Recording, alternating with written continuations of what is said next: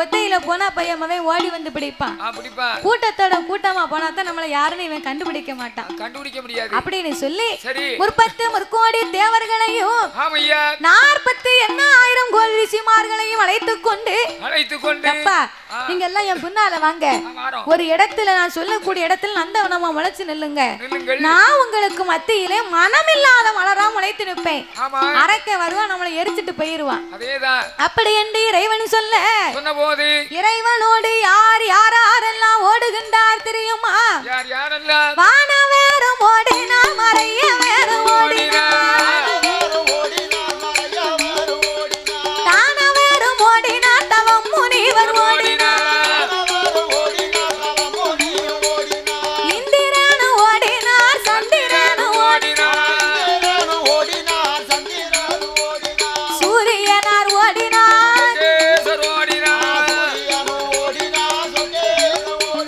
அவரவர்கள் வாகனத்தில்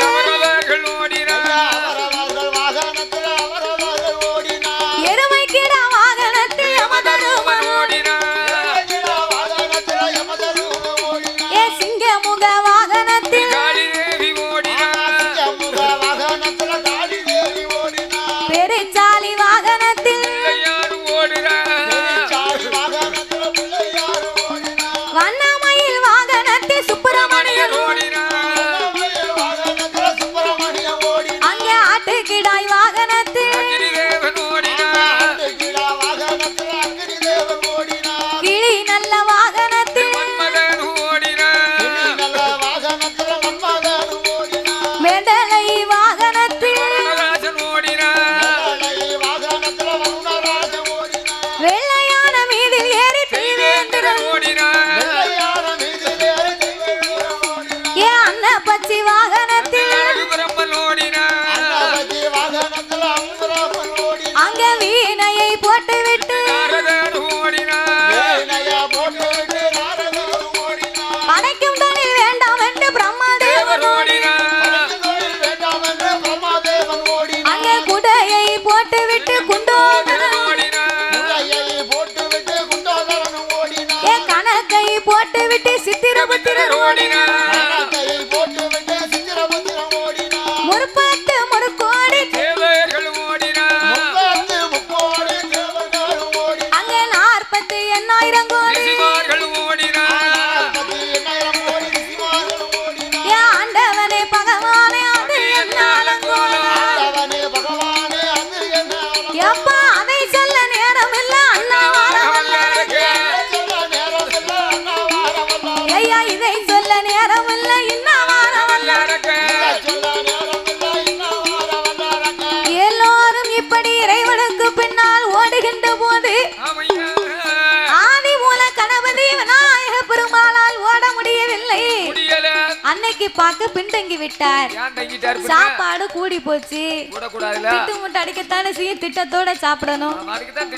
பேள வயிறு முன்னிழுக்க பெருச்சாலி வாகனம் பின்னிழுக்க அப்படி இருக்கும் போது அன்னைக்கு பார்க்க விநாயகர் சதுர்த்தி பத்தியடா மக்கள் எல்லாம் பச்சனை பலகாரத்தை மலையா கொண்டு வந்து குமிச்சாங்க. மலையா கொண்டு வந்து ஊருக்கு போனோம்ல மலையா கொண்டு வந்து குமிச்ச உடனே விநாயக பெருமாள் அவ்வளவே எடுத்து சாப்பிட்டாரு. இந்த பெருச்சாலிக்கு ஒரு சுண்டல் கூட கொடுக்கல. ஆமா ஐயா எனக்கு ஒண்ணு தாங்கல அப்படின்னு இப்படி கையை ஏந்தியே நின்னுச்சான். இன்னைக்கும் பிள்ளையார் முன்னால பெருச்சாலி இப்படித்தான் நிக்கும். அத்தனையும் சாப்பிட்டு முன்னாரு உனக்கு நான் நாளைக்கு தரும் பெருச்சாலி சாப்பிட்டு முடிக்க பின்னாலே அரைக்கும் துயர்ந்து விரட்டி வாரா. ஏ பெருச்சாலி வா நம்ம போவோம். எல்லாரும் ஓடுதாங்கப்பா. நான் வரமாட்டேன். ஒரு சுண்டல் கட்டணும் எனக்கு போட்டியராவே அலையா குமிச்சிருக்கு ஒரு பூம்பரப்பு போட்டுறியரா? நான் வரமாட்டேன். ஆனைக்கு ஒரு காலம் வந்தா இந்த பூனைக்கு ஒரு காலம் வராமையா? காலம் வரும்போது உங்க காலம் நச்சுன்னு வாரி அடிக்கணும்னு நினைச்சு எனக்கு வந்துட்டு பாத்தீங்களா? நீரு போடவும் வேண்டாம், நான் உங்க தூக்கி செமக்கவும் வேண்டாம். நான் வரமாட்டேன் வரமாட்டேன்னு பெருச்சாலி வா நம்ம போவோம். வரமாட்டேன். நான் உங்களை தூக்கி செமக்கணுமானா நான் கேட்ட பலகாரத்தை எனக்கு நீங்க தரணும். திடீர்னு கேட்டா எப்படி தருவாருன்னு தெரிஞ்சுதானே அது கேக்கு. அப்போ இந்த விநாயகர் பெருமாள் பார்த்தார். ஆண்டவனை வழிமறித்து அம்மையப்பா பரம்பொருளே ஏ அம்மையப்பா பகவான் ஆதி மூல வார்த்தைக்கு மூத்த மகனா நம்ம இறக்கலாம் மூசிக வாகனத்தை கொடுக்கலாம் அம்மான தலைமகனா இறக்கலாம் இப்படி சங்கடத்தில் நிற்கலாம் பானை போல முகம் இருக்கு பானை போல வயிறு இருக்கு சுலகு போல காது இருக்கு என் கை இரண்டும் கட்டக்கை என் கால் இரண்டும் குட்டக்கால் எனக்கு நடக்க முடியலப்பா நாதனே பகவான் பெருச்சாலி வாகனந்தான் ஓடி வா எண்டலை உளுந்த வடக்கே குதப்பா கிட்ட வா எண்டலை கேக்குதப்பா பலகா நீ எட்டி வா எண்டலை அது எல்லூருண்ட கேக்குதப்பா என் மானங்கட்ட வெறிச்சாலி மாவு உருண்ட கேக்குதப்பா இந்த சீருகட்ட வெறிச்சாலி சீட உருண்ட கேக்குதப்பா ஒழுக்கங்கட்ட வெறிச்சாலி வாட்ட வட கேக்குதப்பா அறிவு கட்ட வெறிச்சாலி அறிவு கட்ட வெறிச்சாலி என்கிட்ட அதிரசமும் கேக்குதப்பா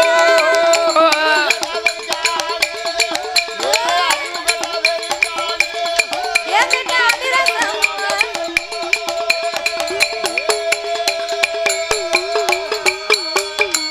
எப்பாயா ஆண்டவா மானங்கட்ட வெறிச்சாலி என்கிட்ட மாவு உருண்டை கேட்டு மாவுக்கு நிக்கி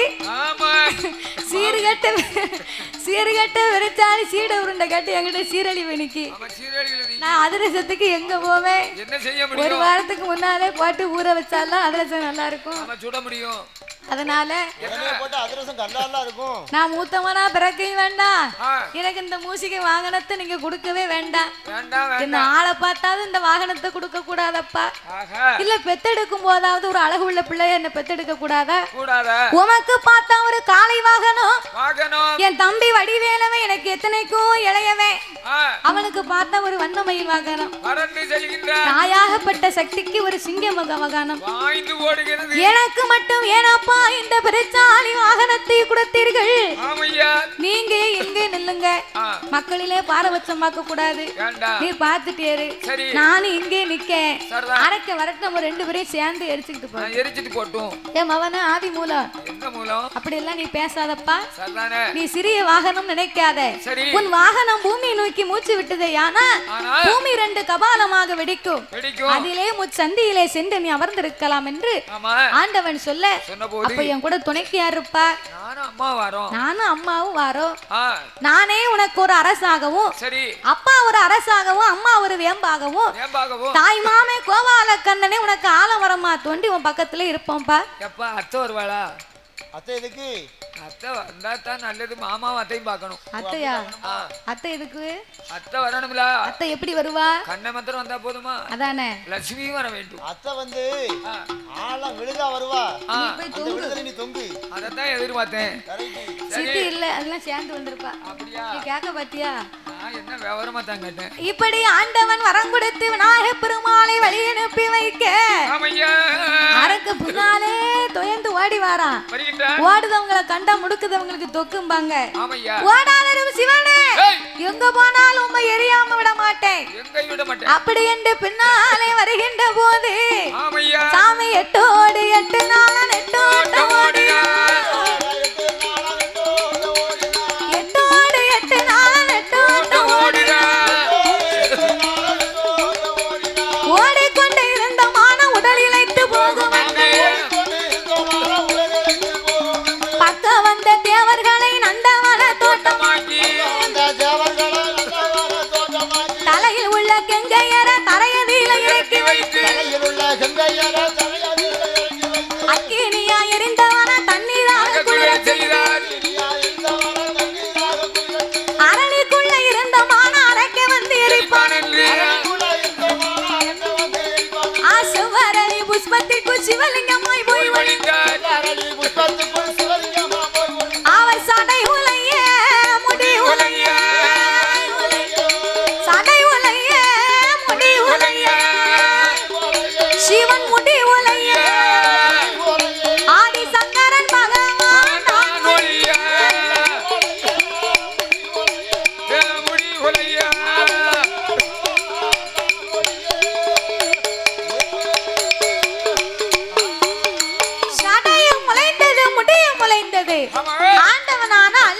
நேரம் இல்ல இல்ல ஆண்டவன் கெட்டிக்கிட்டு இருந்தா அரக்க வந்து எரித்து விட்டு போவான் ஆமையா என்ற ஆயர்வாடிக்கு மேற்கே யமுனை ஆச்சாம் கரை உரத்திலே வந்து வந்து மதலை இதழாக்கி ஐம்புலனை அடக்கி உடைக்கி ஆமையா சிவரளி புஷ்பத்திற்குள்ளே சிவலிங்கமாகவே போய் ஒளிந்தார் அந்த சிவபெருமான் ஆமையா என் ஆண்டவன் ஒளிந்த நாள் முதலாக ஆமா ஆதி கையிலே அருளும் இல்லாமல் பொருளும் இல்லாமல் இல்லாமல் இறைவன் இல்லா கைலாசம் இருளா போச்சு ஆமையா பகவான் இல்லா கைலாசம் மாலடைந்து போய்விட்டதே ஆஹா போன ஆண்டவன் 8 நாளாச்சு இன்னமும் திரும்பி வரலையே ஒரு போன் கூட போடலையே போன் போடலையா ஆமா பாடுவார் நாளைக்கு சரி அப்படின்னு 14 உலகத்திலேயும் ஈஸ்வரி பார்வதி தேடி பார்த்தார் ஆஹா ஆண்டவனை காணவில்லை இல்ல அழுது புலம்பிய அந்த பார்வதா தேவி தேவியானவள் அச்சுதனாகிய என் பெருமானை அழைக்க வேணும் என்று வேண்டுமென்று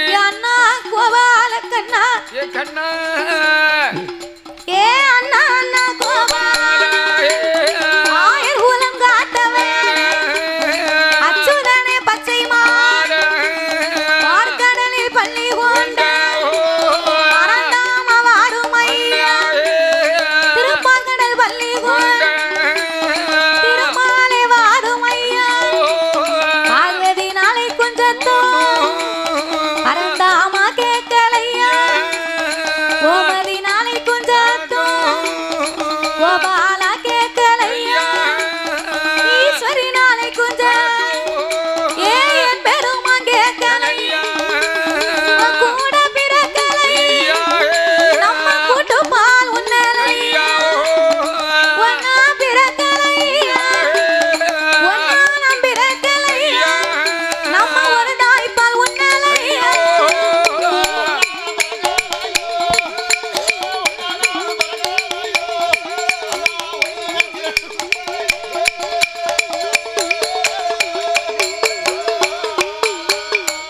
பார்வதியும் அழைத்த போது பச்சை மாங்கோபால் தங்கையோட சத்தம் கேட்டு பச்சை கால் கருடன் ஏறி பாறை கைலாசம் வாரா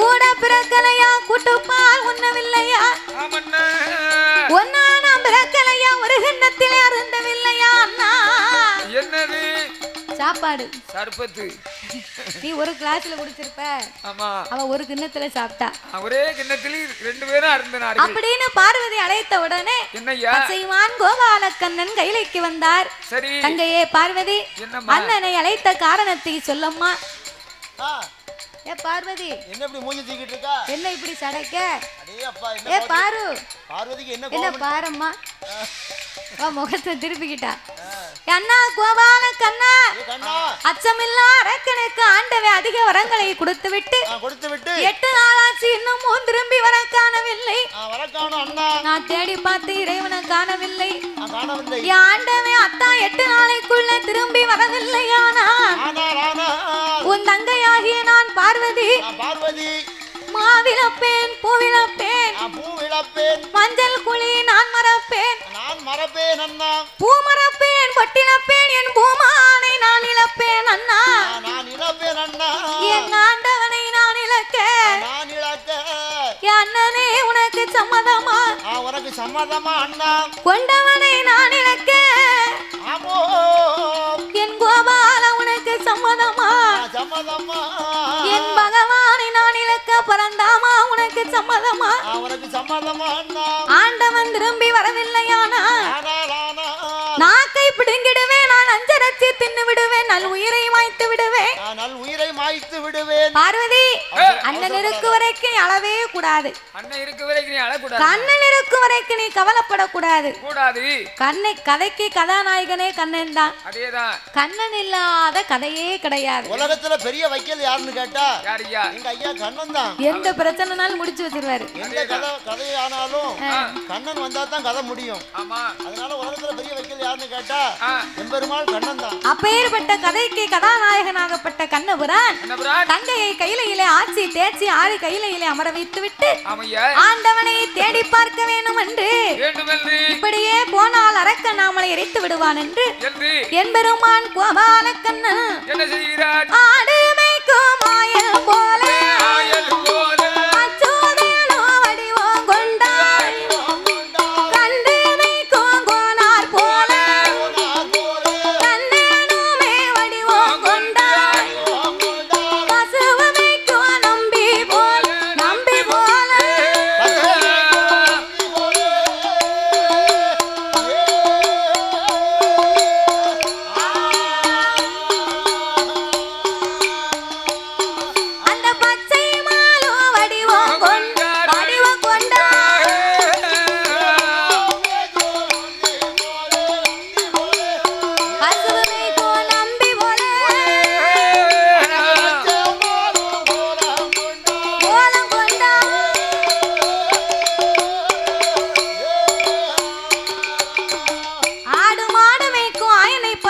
பட்டணத்தை எடுத்துக்கொண்டு ஆமையா ஸ்ரீங்குழலை தன் மடியிலே வைத்துக் கொண்டு கொண்டு காவி உடை அணிந்தார், கழுத்திலே துளசிமணி மாலை போட்டார். போட்டார் கிட்ட நாமம் 27 தொட்ட நாமம் 96 போட்டுக்கொண்டு போட்டுக்கொண்டு ஆடு மாடு மேய்ப்பவரை போலவே அச்சுதனாகப்பட்ட என்பெருமான் ஆண்டவனை தேடி வந்தார். வந்தார் வரும்போது ஆயிரவாடி பட்டணத்தை தாண்டி வரும்போது என்னய்யா யமுனையாசம் கரை ஓரத்திலே ஆமா ஆயிரவாடிக்கு மேற்க ஏக்க இந்த பூங்காவன தோட்டத்தை கண்டார். கண்டார் இதுவரைக்கும் இந்த பூங்காவன தோட்டம் இங்க இருந்தது இல்லையே, இங்க எப்படி வந்தது எப்படி வந்துச்சு அப்படின்னு ஆடு மாடுகளை நிறுத்தி ஆமையா களைப்பை தீர்க்க வேணும் என்று வேண்டுமென்று கண்ணபிரான் கால்நடைகளுக்காக கீதங்களை வாசித்தார். வாசித்தார் அவர் கீதங்களை வாசிக்க வாசிக்க என்னாச்சு ஆடு மாடு அத்தனையும் தன்னை மறந்து ஆடிக்கொண்டிருக்கிறது. இருக்கின்றது சிவரைய கொப்புக்குள் இருக்கும் சிவபெருமானால இருக்க முடியல. யான் இருக்க முடியல நடன பிரியன் ஆமா நடராஜ பெருமாள் இல்லையா, அததான் இசைக்கு மயங்காதவர் இவ்வுலகத்திலே யாவரும் இல்லை.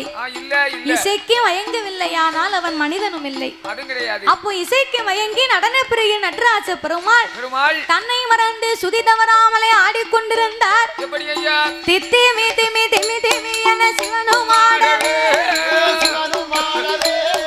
தித்திமி திமி திமி திமி என சிவனும் ஆடவே,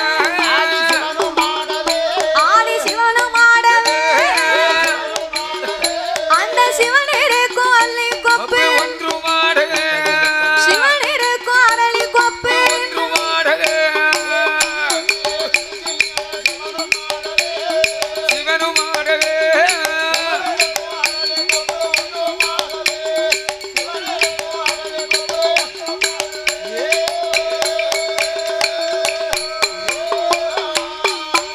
அங்கே மத்த கொப்பு, சொல்லி மத்த கொப்பு, மத்த கொப்பு ஆடிடாமல் ஒத்த கொப்பது, ஒத்த கொப்பது, அது தத்தரிகிட தருகிடமன, தாளம் போடவே அது தத்தரிகிட தருகிடமன, தாளம் போடவே கொச்சா குப்பாடி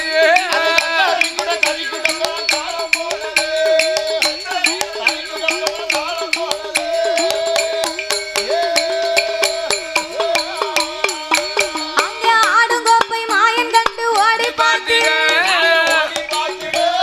அரணை கண்டு மாயன் கேலி அணைக கூறி அச்சுதன் பார்த்தார். என்ன எல்லா கொப்பும் இசைக்கு அப்படி நிற்கும் போது இந்த செவ்வரளி கொப்பு மட்டும் ஆடுதுன்னா ஆடுதுன்னா? அப்ப சிவபெருமான் இங்குதான் ஒளிந்திருக்கிறாரோ. ஆமோ அப்படி என்று அங்குமிங்குமாகவே ஓடி பார்க்க ஆமையா ஆண்டவன் சிவனே என்று என்பெருமான் அறிந்து கொண்டு கொண்டு ஆண்டவனை பார்த்து கேலி பேசினார். என்ன பேசினார் அரக்கனுக்கு வரத்தை கொடுத்துக்கிட்டு அரளி முட்டுக்குள்ள போய் இருக்கார் அந்த ஆண்டவன். ஆமா இவர் செவ்வரளி கொப்பை விட்டு வெளியிறங்கி வரணும்னா என்ன செய்யணும் இவர் குட்டம் உடைக்கணும், நம்ம கூடையில அள்ளணும். அப்படி போடு அன்று செய்த லீலை இன்னைக்கு அள்ளி விடணும். ஆமா அள்ளி விடணும் அப்படி என்று என்னய்யா ஆண்டவனை பார்த்து அச்சுதன் கேலி பேசினார். எப்படி பேசுகிறார் சாமி அண்டதில்லை அம்பலத்தில் ஆடி நின்றார், அரக்கனுக்கு தான் பயந்த அரளி ஒளிந்தவா எத்தாம் புட்டுக்கு நீர், ஆமா சொல்லி புட்டுக்கு நீர், புட்டுக்கு நீர் மண் சுமந்தது மானம் இல்லை, இல்லையா பெரும்பால அடிகள் பட்டது கோவில்லையா எத்தான மதுரையில, இங்க மதுரையில, மதுரையில மண் சுமந்தது மானம் இல்லை, இல்லையா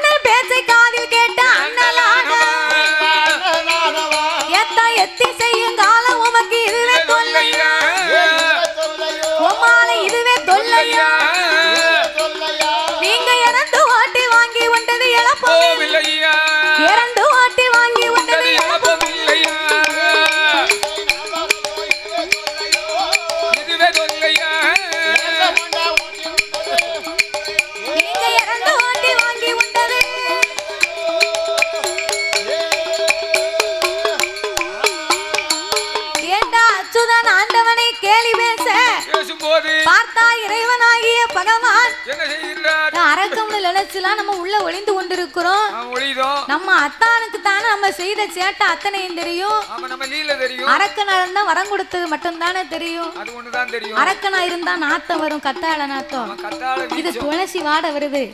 அப்ப நம்ம அத்தா மச்சான் தான் வந்திருக்காரு. அவர்தான் வந்திருக்காரு. அப்படி என்று செவ்வரளி கொப்பை விட்டு சிவபெருமான் வெளியிறங்கி வந்தார். வந்தார். ஏ மாப்பிள, என்ன மச்சான்? ஏ மச்சான், ஏ அத்தா, காட்டுக்குள்ள வந்து நின்னுகிட்டு என்ன பத்தி இப்படி அள்ளி விடுதீரவ?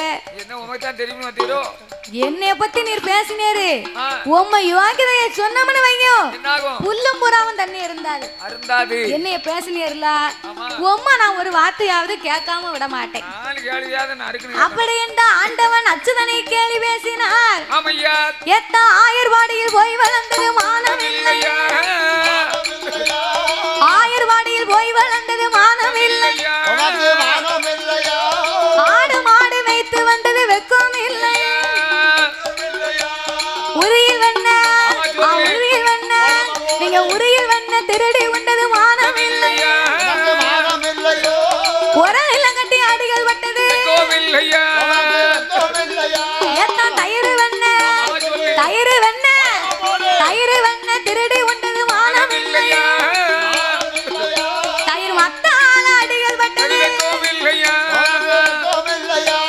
மாயவரை மைத்துனரே மானமில்லையோ. உமக்கு ரோசம் இல்லை. அன்னைக்கு மலைய பிடுங்கி கொடை பிடிச்சது வெக்கம் இல்லை. மலைய பிடுங்கி கொடை பிடித்தது